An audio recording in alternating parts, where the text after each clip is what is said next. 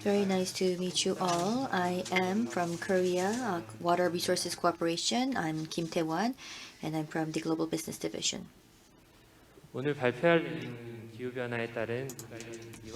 Today, I would like to talk about the water crisis from climate change and also what kind of global cooperation projects K-Water has. First, let me go into the threats and crises in the water domain due to climate change. As you are very well aware, the international community is conducting various climate actions to respond to climate change. The young girl in yellow is a very well-known climate activist. Her name is Greta Thunberg. She's been urging the current generation for responsible actions and to be proactive in climate response. China has announced to go carbon neutral by September 2060, and Korea also announced its plans for carbon neutrality by 2050. This announcement was in October. Climate change is something that's very dear to our everyday lives. It's not something of the future. Changes in the ecosystem, sea level rise, and wildflowers, droughts, and floods are news that we can see in the media. According to United Science 2020, the recent 5 years, if you look at the Earth's temperature compared to pre-industrial times of 1850 to 1990, it increased by 1.1 degrees Celsius. In addition, the carbon neutrality target, even if it is achieved by the countries, still Earth's temperature is to increase by 1.5 degrees. Therefore, according to the 2020 Davos Forum Global Crisis Report, climate change, extreme weather events, and the water crisis is assessed as the most threatening global risk that's in existence. Climate change, extreme weather events, and water crisis is not only witnessed in advanced nations. Developing nations are even more vulnerable due to rapid economic development and increase in population and urbanization. Water challenges are exacerbating, and therefore we need solidarity and cooperation across the international front in order to achieve SDG goals. It's important that we engage in active cooperation to enable developing nations to strengthen their climate response and to achieve sustainable development. So let us now go into the case of K-Water on how we respond to water issues based on international cooperation. K-Water up till now has been focused on supplying stable drinking water, prevent floods, and also developed water-friendly cities that uses renewable energy. We've been basing our projects upon our experience and technologies that were accumulated home, and we are trying to craft that to international cooperative and overseas projects, and we're actively supporting the efforts to overcome the water crisis and to respond to climate change. First of all, we're trying to solve water problems with the Philippines, Indonesia, and Uzbekistan, the government agencies of these companies, and with international institutions like OECD and ADB. We're trying to solve water crisis that comes from climate change, and we're strengthening our cooperation and joint projects with these institutions and governments. Particularly, the 7th World Water Forum was held, and ever since, in Asia, there were many efforts taken to solve the water issue, and the Asia Water Council was established, and we're currently partnering with 144 institutions in 27 countries. Substantial solutions and projects for the pending issues have been brought together under water projects, and we're currently cooperating with multilateral development banks as well as local governments. Right now, we are also working with the Asian National Assembly Water Consultative Board in order to provide institutional support as well as enable these products to be feasible. Out of the 7.7 billion world population, more than 1 billion people are not supplied with stable electricity. In addition to rapid population increase and urbanization, water is lacking, and due to the lack of water works and sanitation facilities, waterborne illnesses are prevalent in developing nations. Therefore, K-Water believes that our renewable energy project, the Hydro Water Project, and our consulting project can be crafted together to help the international community tackle these problems. Today, I would like to introduce you to two projects. The first project is in response to climate change. We have in the South Pacific, out of the South Pacific Islands, we have the Solomon Islands, and this is the Tina hydropower project. I would like to show you a video to better your understanding.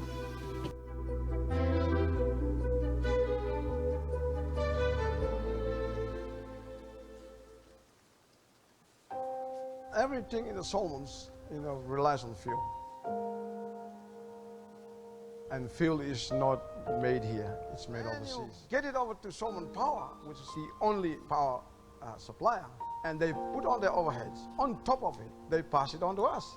So you find that the biggest overhead in running a service station is electricity. My name is Tuata Malaya. I'm the managing director of Dida Service Station. The best thing about this job is that you serve people. When you have people smiling and they get what they wanted, that's a pleasing thing. But if the price of electricity doesn't change, I have no choice, I will not.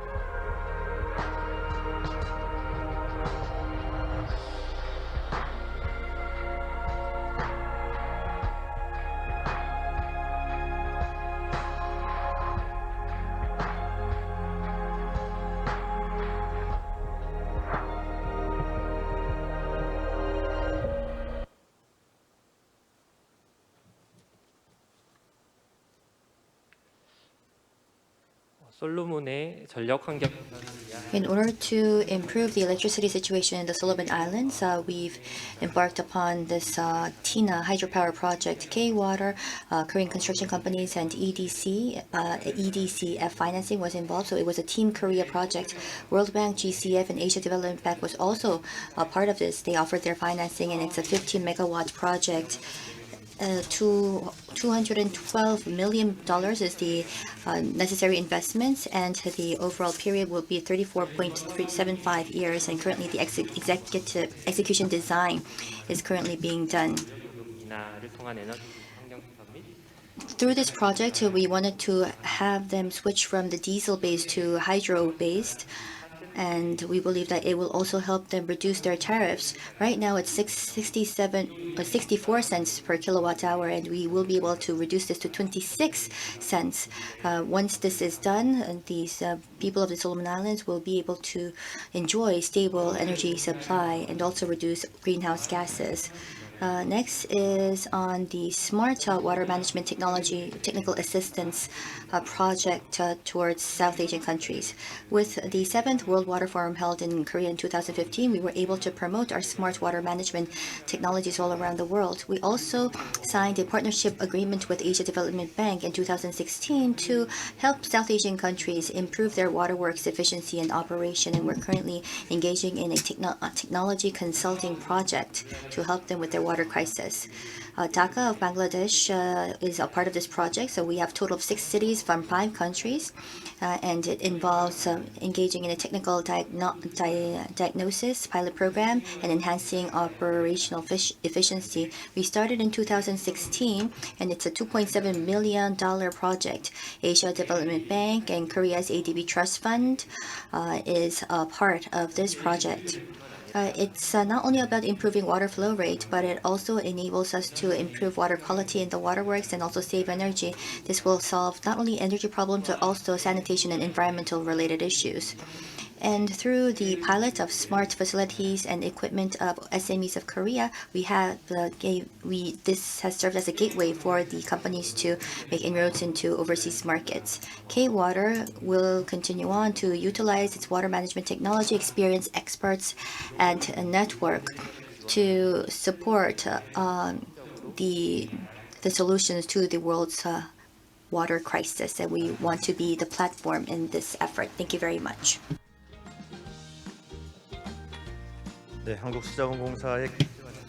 Thank you very much, Mr. Kim Tae-won from K-Water, who talked about what kind of international cooperation was underway in response to the water crisis coming from climate change.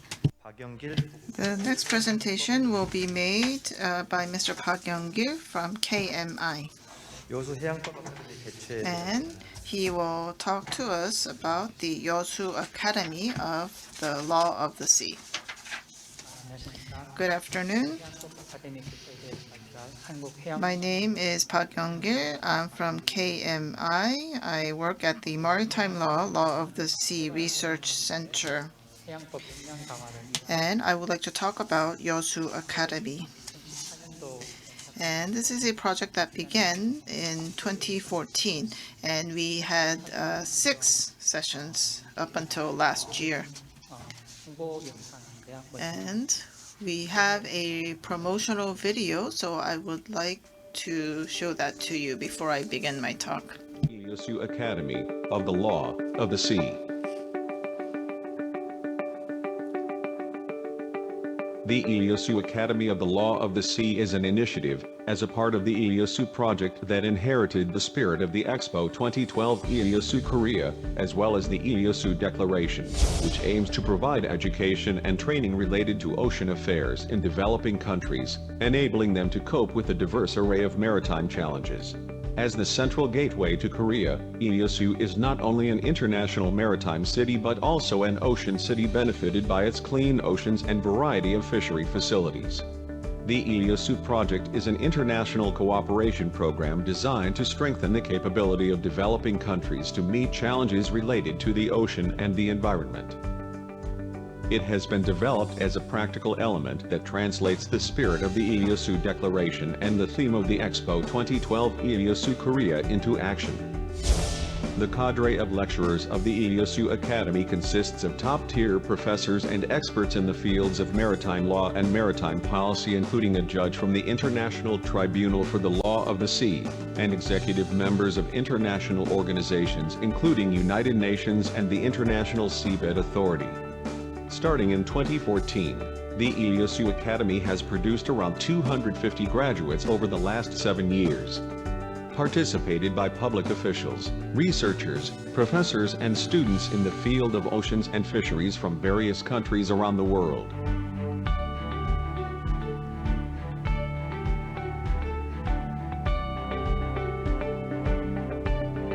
The Ieyasu Academy offers a 2-week program for government officials, researchers and other professionals engaging in ocean policy making, as well as professors or graduate students who are interested in ocean affairs from developing countries.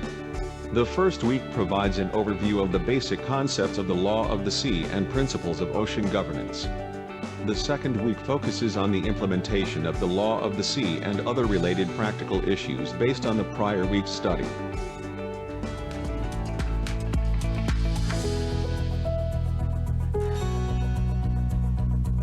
In addition, workshops and special lectures are organized in order to provide an in-depth understanding of current international and regional issues.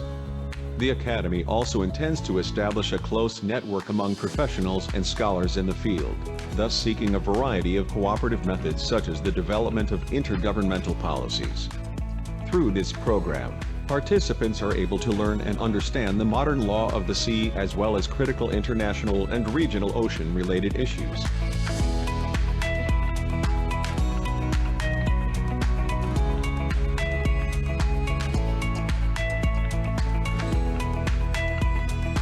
Several field trips are arranged for participants to enjoy the beautiful scenery of Ieyasu and its surrounding areas. Also, there are further opportunities for networking with lecturers and other students through various gatherings. We hope the Ieyasu Academy of the Law of the Sea give us all a chance to consider our roles and duties in regards to maritime issues and to present a blueprint to the world.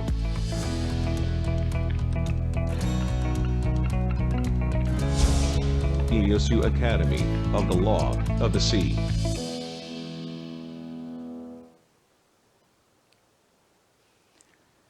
네, 개선 중에 있는 홍보 영상입니다.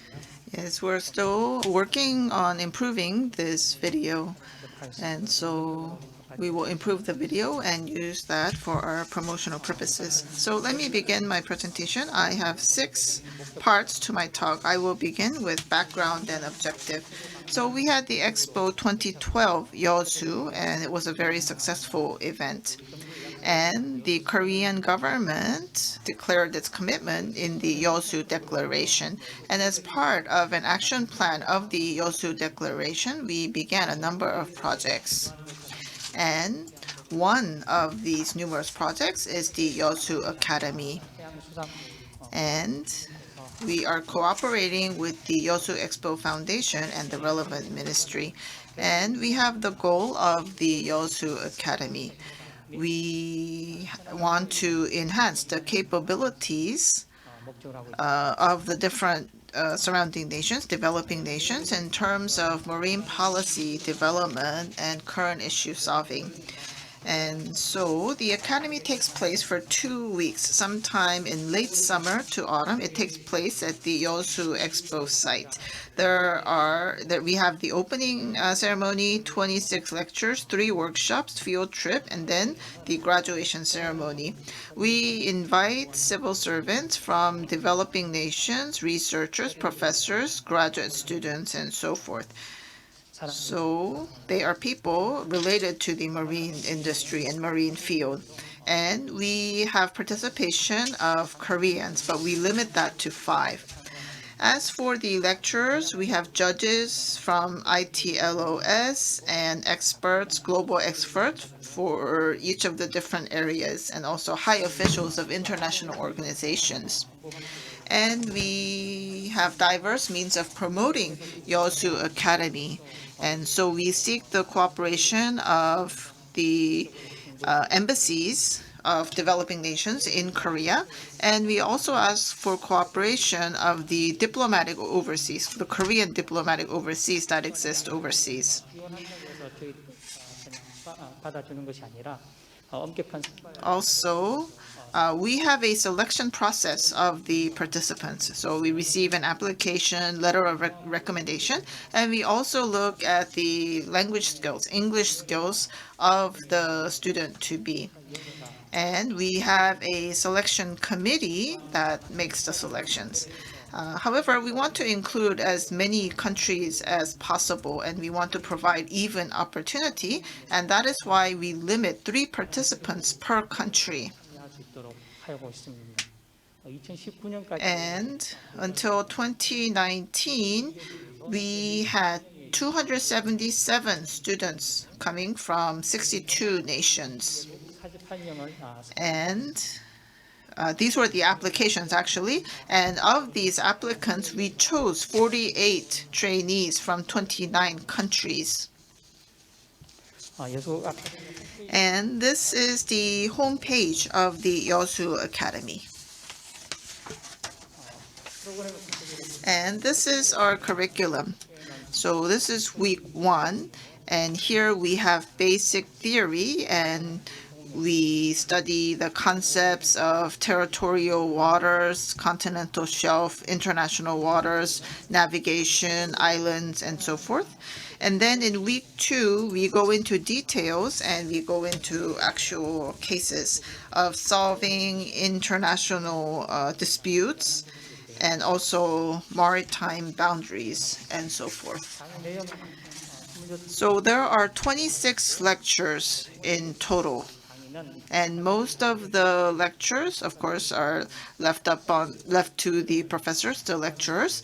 But of course, most of the presenters try to have much discussion and Q&A during the lectures. And there are 3 workshops, and this is to enhance the teamwork of the participants. And the entire group will be divided up into groups of 5 to 6 people, and each of the teams will have different tasks to carry out. And very practical problems are proposed to the students, and the students will try to work out a solution, and then this is followed by a presentation. And so on the left you can see pictures of the lectures, and on the right you see pictures from our workshops. And as for the lecturers, well, as I said before, we invite distinguished experts from around the globe by theme. And we can, of course, invite one person to lecture for the entire week, but then that will deteriorate the quality of the lecture. And that is why we have one person give up to only 3 lectures so that they can focus on quality of the lectures as well. So we have the director of DOALOS participate as presenters and also judges from ITLOS. 매년 일정 부분에 새롭게 And we try to have new lectures each year so that we can have diversity. So this was the lecturers in 2018. And you can see that we have diverse experts participating. 이 아카데미 프로그램 중에서 And of the academy program, the field trip part is very important. The field trip is not just to have fun, 뭐 20여 개국 but we have participation from 20 to 30 countries. And so we would like for them to network, and we would like the participants to learn to appreciate Korea. And last year, 2019, there was a field trip to the Korea Coast Guard Academy because they have excellent facilities there. And also the field trip included visit to the Gwangyang Port Authority and also the folk village in Suncheon, Nagan. And also there was a visit to City Hall of Yeosu. 다음 이 예수 아카데미는 And next, 개도국에서 참여를 하는 we have many students coming from developing nations, and we pay for their accommodations and travel costs. 다른 개도국에서 And so 굉장히 많은 사람들이 참여를 many people would like to participate in our Yeosu Academy program. 해서 그냥 즐기기만은 And we do not want them to come to Korea just to have fun. It is important that they learn while they attend Yeosu Academy. That is why we have a test at the end of the program. And so there is a test for week 1 and also for week 2. In week 1, there is an essay test, and during week 2, after week 2, we have an oral test. And for the top students, 3 to 5 of them, we provide awards and a scholarship prize money. 못한 사람은 소수의 And very few people failed to receive their graduation diploma. Everyone worked very hard to pass the tests.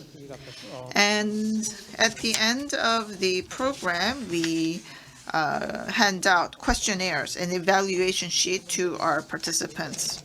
And the participants do not write their names down, so we do not identify who gave these answers. And also, we receive suggestions, and if we can reflect them to better our program, that is what we do as well. So if you look at the result of the survey, well, we asked different questions. And if you look at satisfaction rate, it's quite high. 예, 그 So of the 48 participants, 보면 아주 뭐 거의 regarding question number 1, almost all of them were satisfied with the content of the program.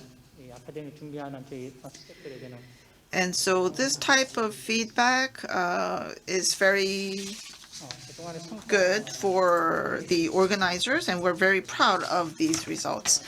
Next, I would like to talk about our results and future tasks. 세계적인 아카데미 And so during a relatively short time, I believe that we were able to establish an excellent global academy, and you can see that it is well recognized. And in terms of marine law, 20년 넘게 Rhodes Academy is quite well known, and it takes place in Rhodes of Greece. 올라가고 있습니다. However, I think Yeosu Academy is well known as much as Rhodes Academy nowadays. 또한 이 궤도국 그 향후 역량 강화를 위한 이 요소 Also, 매년 유엔 사무총장 보고 해양 the Yeosu Academy is included as a best practice in the UN Secretary General report. Also, we are contributing to capacity building in the marine area of the developing nations, and we are strengthening the international cooperation network in the marine area. However, we do have room for improvement. Now, we're having more and more people graduating, and we would like for them to form a strong network. This is not easy, and of course, we did plan something from 2019, but we had to put it off because of the COVID-19. And so we want to strengthen this network and follow up on our graduates. Also, for every 5 to 6 applications we receive, we can only get one participant. And so we will have to find a way to meet this demand, as we have many applicants. And so we will continue to work hard to further improve our Yosu Academy. Thank you.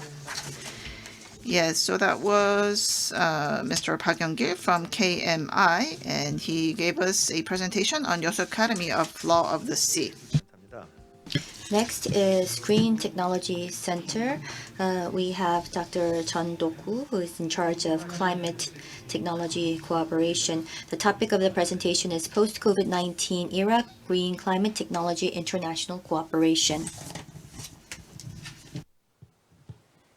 네, 안녕하십니까. 녹색기술센터.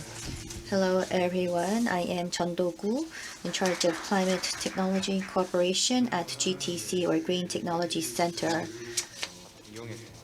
I would like to talk about ways to engage in international cooperation by utilizing green and climate technology.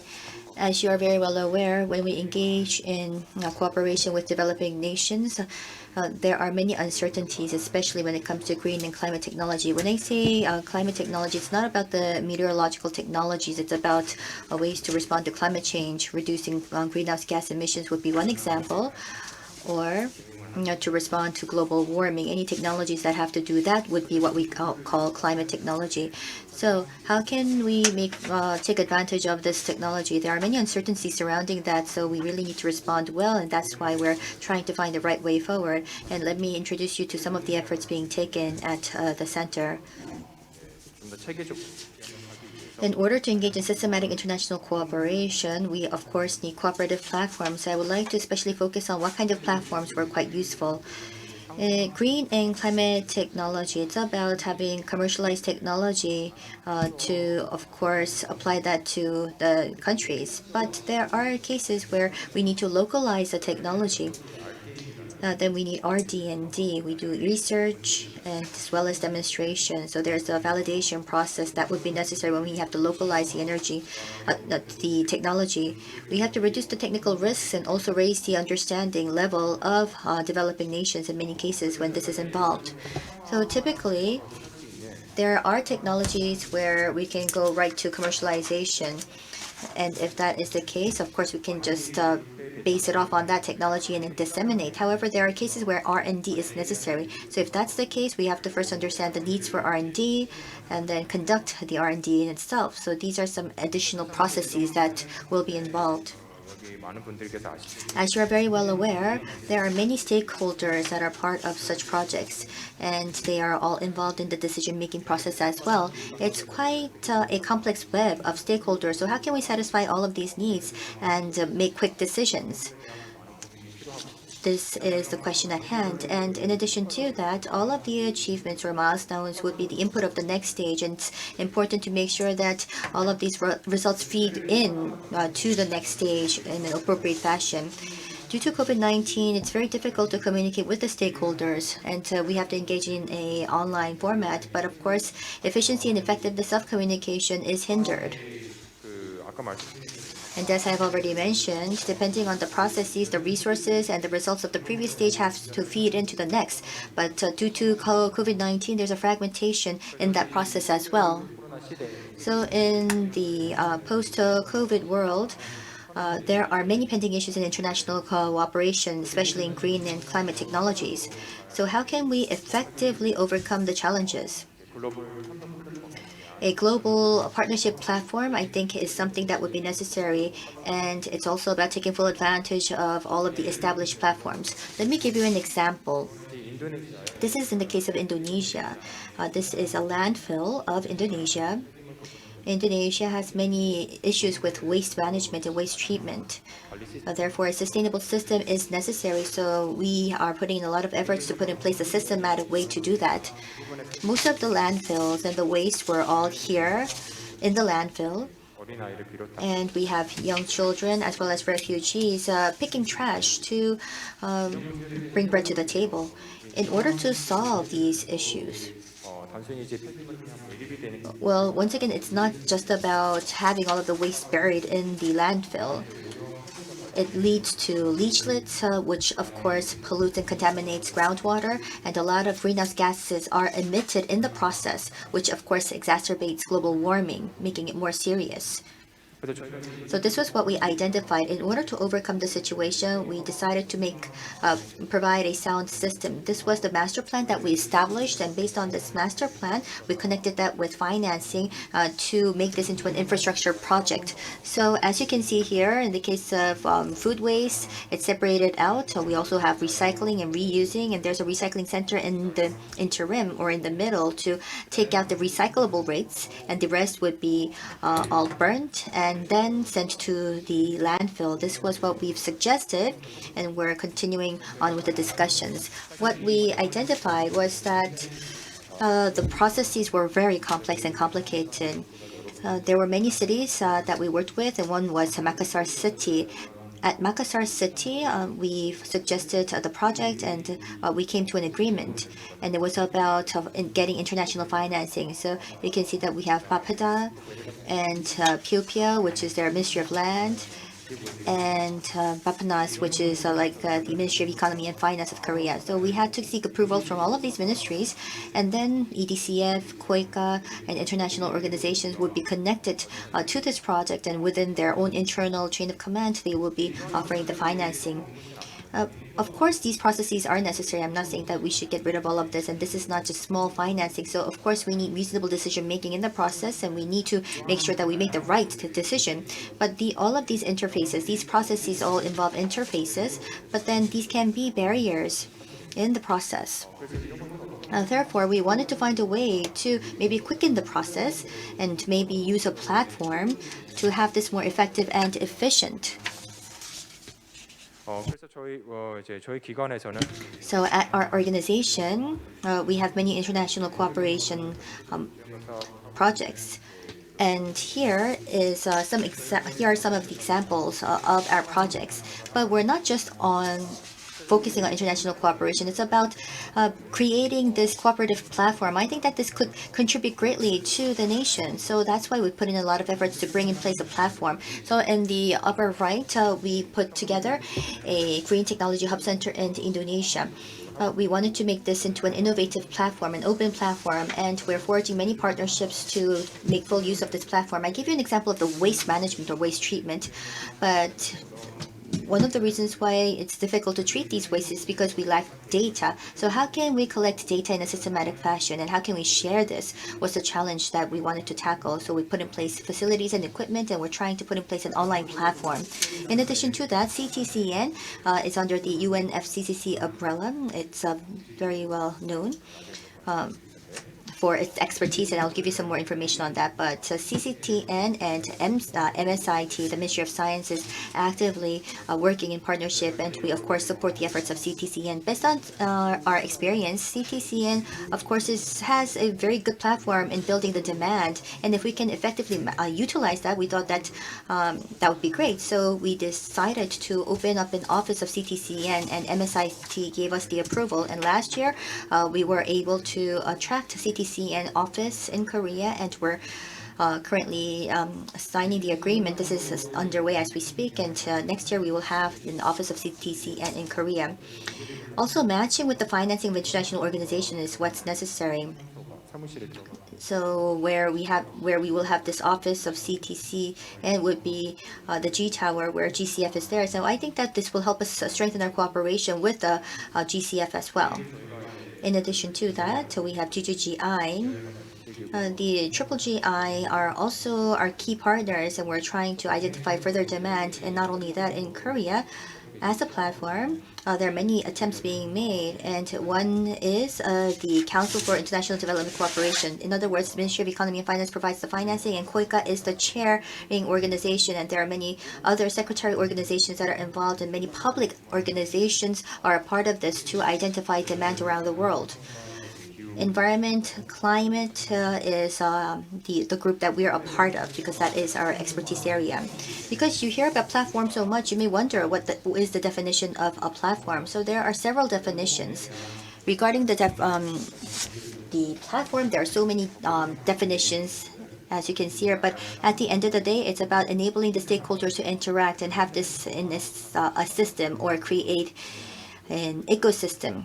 저희가 흔히 잘 아는 Typically, the online platform, as an online platform, we have Facebook and Amazon. So it's about we have providers that provide the platform. They're the sponsors that invest in this platform, and the platform will be participated by those that own the technology, and also those that need the technology, which would be the developing nations and also the decision makers. So we have these demand side and the supply side. So it's about effectively connecting the supply and demand, and the platform is to do just that. And let me give you 3 examples of that. These platforms are particularly focused on identifying demand. As I have already mentioned, we have CTCN. CTCN, under the UNFCCC, is in charge of the technical mechanism. So it's an international organization. And CTCN, as you see here, it has the CTC in Denmark, and there are the network members. The network members of CTC are positioned across the world. And we have active participation of the institutions, and MSIT is the nationally designated entity of CTCN right now, and there are about 75 institutions that are part of the CTCN network, and we, the Green Technology Center, are the secretary organization that involves itself with the administrative work. And I'm sure that you all know P4G. P4G, as you are very well aware, 비즈니스화 수 있는 SDG was focused on areas of public-private partnership in order to achieve the SDGs, and it also enables scale-up of ideas. It's a very well-known platform, and in the first half of next year, there's going to be a summit meeting, the P4G summit meeting. And if we utilize these platforms, I think that identifying demand and also devising concept can be much easily done. And then, as I've mentioned, the Council for Overseas Development Cooperation, we're trying to find a platform to do that better. You see the diagram here where the ODA projects and EDCF, when we do that, there are many public organizations where we can create a consortium where we can go on business trips together, identify demand, find the concepts, match the supply and demand, and then make the suggestions and proposals. So this is a program that we want to put together in a system, and we've been running the system since last year. We do have a structure in place now. These platforms all have different characteristics. Their ideal is different, and the financing is, of course, different. You need to understand the key characteristics of these platforms if you really want to make full advantage of these platforms. You can see here we have the upstream and the downstream in terms of climate technology cooperation. So upstream is matching supply and demand, and then we have the scale up, and then we have the actual commercialization, which we call downstream. So in the case of CTC and the Council for Overseas Development Cooperation is in the upstream side, and the financing as well is not as big. But from P4G and onwards, it provides the role of upstream as well as downstream, and it also offers financing of about 1 billion. So we can say that they have the capacity to even go towards the downstream spectrum. All of these platforms I've mentioned is about identifying the demand, and it's about disseminating the results and outcome as well as commercialization. So these are the platforms that can do that. And to effectively operate these platforms, you need to analyze the characteristics of these platforms. And what I want to say is that when you finish with the platform, and if you move on to the next platform, it's important to make sure that the outcome is fed into the next platform. Here, we are matching supply and demand, and when there's a lot of uncertainty in the matching process, we have C2CN or B4G startup and the IDCPM, where a technical assessment can come in handy. And based on the results of that, if you need R&D, then there are also platforms that support that. We have the SNT ODAs, and 투자를 한다거나 we can have companies invest, or you can utilize P4G scale up. 하는 걸 통해서 So through R&D, you can enhance the acceptance of the technology. 타당성을 And then, well, of course, the next stage would be a feasibility study. And once that's done, it will be much more effective when this project is actually in operation. But once again, you need to understand the traits of the platform, and the data of the platform needs to be well connected. And to connect all of this data, we do need performance indicators to make this systematic. The technology and the demand, of course, needs to be assessed beforehand. It has to be quantified, and we have to link the data and the information. So at GTC, these platforms are connected, and data plays a key role. Therefore, in order to be faithful to our role, we are currently planning a database, a cooperative ecosystem platform. So based on our major projects, we want to build this platform of cooperation, and there are many partners that can be involved. So all in all, we want to make it as efficient as possible to make the right decisions in a timely fashion with the partners. So in the post-COVID world, we believe that a global cooperative platform is something that's key, and we need to take full advantage of these collaborative platforms. And not only that, we of course need a scientific approach based on data. So that is all for my presentation. Thank you very much. 네, 녹색기술센터 전덕. Yes, Dr. Chun Do-gu, in charge of climate technology and cooperation at the GTC, gave us a presentation on international cooperation in post-COVID. Next, let us move on. We've heard from KMI, K-Water, and Green Technology Center, and let us now move on to the next presentation, which will be made by KETEP. And the presentation will be on online meta-cyclical evaluation system.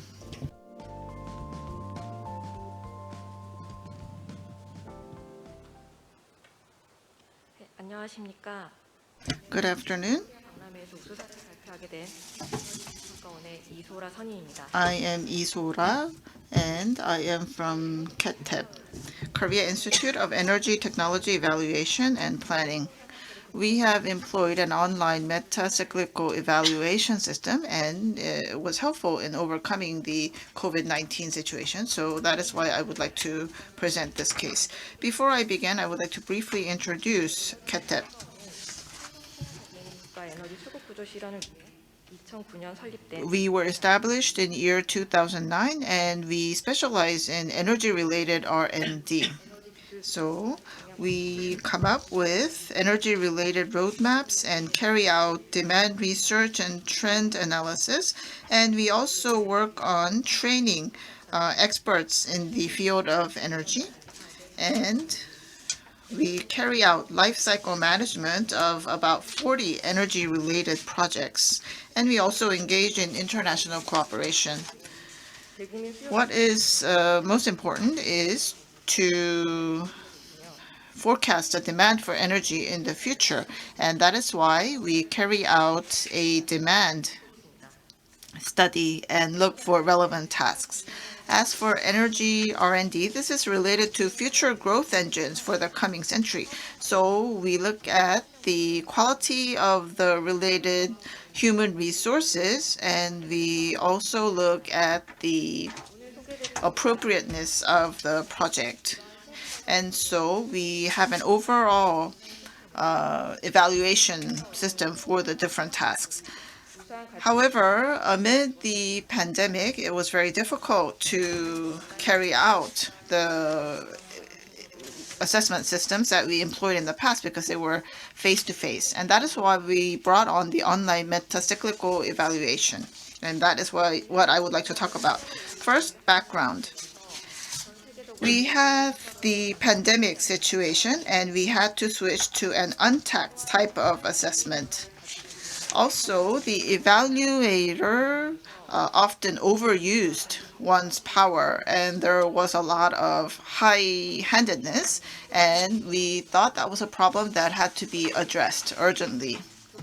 And at KETEP, we looked at two perspectives. We wanted to carry out online assessment, but we wanted the evaluation to be transparent and fair. And also, we wanted to do away with the overuse of power and high-handedness of the evaluators. And as a result, we have come up with the online meta-cyclical review system. So I would like to explain this program to you. We felt that the existing assessment system had some limits in terms of expertise, fairness, and efficiency. It is very important that many experts participate as evaluators. However, there are limitations due to time and space.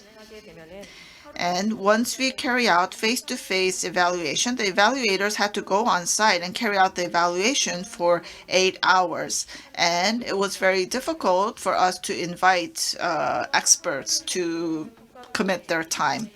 Also, the evaluations were rather unilateral or one-sided, and there was a lot of high-handedness. Also, we had to rent the venue, and we also had to print out a lot of the documents, and this was quite costly, and this was hurting the efficiency of the evaluation. And that is why we designed this online meta-cyclical evaluation. And by utilizing this system, we were able to enhance the efficiency of how we did the evaluation and reduce many costs as well. And so all in all, it is a very efficient system, and also the satisfaction level of the customers were very high as well. So this is the concept of this program. So we have 3 parties, and the 3 parties will be evaluating each other, and it is two-way evaluation. And all of the stakeholders will be participating in the evaluation process. So we broke away from the existing paradigm where the evaluator just did the evaluation of the personnel or the organizations that were being reviewed. And so we have the managing organization and the evaluators and the administration organization. These are the 3 entities of this program.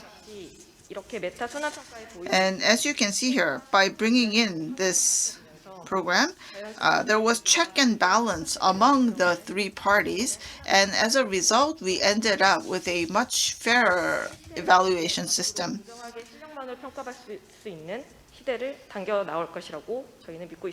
And I believe that in the future, we will have more transparent and fair evaluation as a result of bringing in this program. So we have designed this program from about a year ago, and we tried it out on a pilot basis at the end of last year. I would like to point out some differences by comparing it to the existing assessment system. Now, we have the existing online evaluation, but this was online. And of course, the evaluators were doing the evaluation online, but it happened in just one day, and it was a one-way evaluation. However, as for our meta evaluation, it is two-way. So we give prior information to the evaluators, and we collect questions from the evaluators, and we receive the feedback or the response from the people or the organization that is being evaluated. And the researcher can carefully read the questions from the evaluator and provide an answer.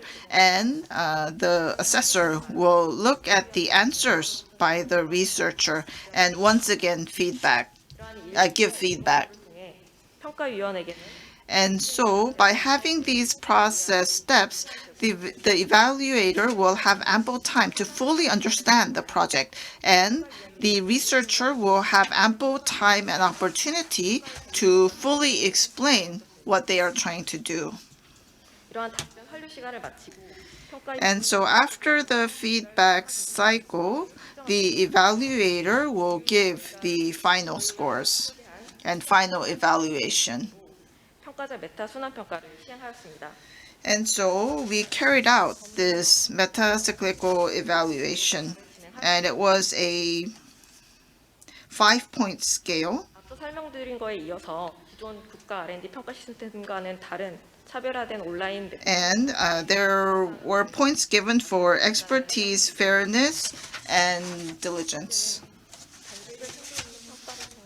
There was in-depth evaluation of each of the steps. And so by doing this, we were able to enhance the expertise and fairness of the evaluators. And also the evaluation process, before it was just one step, but now it became 4 steps. 평가 시간을 예비 검토 2일 And before it only took 1 day to go through that single step, but now it takes 3 days in order to go through the 4 steps.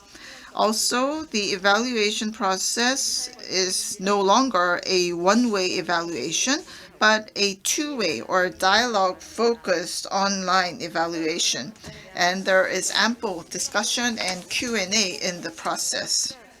So this enhances the transparency. 모든 이해관계자의 Also, there 평가요. is this meta-cyclical evaluation in order to evaluate the diligence of the participants. 또한 피평가자의 장기간 평가 결과는 앞으로 평가 시스템을 개선하는 데 적극 반영해 나갈 Also, the feedback that we get from the researchers who have been evaluated will be reflected to further improve our system. 코로나19 감염 확산으로 대면 접촉이 상당히 어려운 상황이 있었습니다. It is now very difficult to have face-to-face meetings because of the pandemic. However, by employing our new online meta-cyclical assessment, we were able to carry out all our assessments successfully. 안정적 운영을 인정받아 전달 시간 만족 Also, the system seems to be very effective and stable, and we received 95.4 points when the system itself was evaluated, and the satisfaction level was very high. Also, we had some very real results. We were able to save a lot of costs, up to 500 million won, because we did not have to rent the venues, and we were able to save money on printing and so forth. Also, objections regarding rejected products went down by 50%, and the satisfaction level was very high. It was above 90%. 대한민국 100대 싱크탱크 28위에 Also, we ranked 28th. KETEP was ranked 28th as one of the 110 think tanks in Korea. Also, we were selected as the top 96 best practices in terms of government innovation. This was, of course, the public sector. 평가하기도 하였습니다. Our system was seen as an innovative program at the IEA as well. 에너지 R&D 역할이 더욱 So energy R&D will become more and more important in the future. 를 관리하고 있는 기관으로 And at our organization, we manage 800 billion won of research funds, and we will continue to carry out fair evaluation of the projects.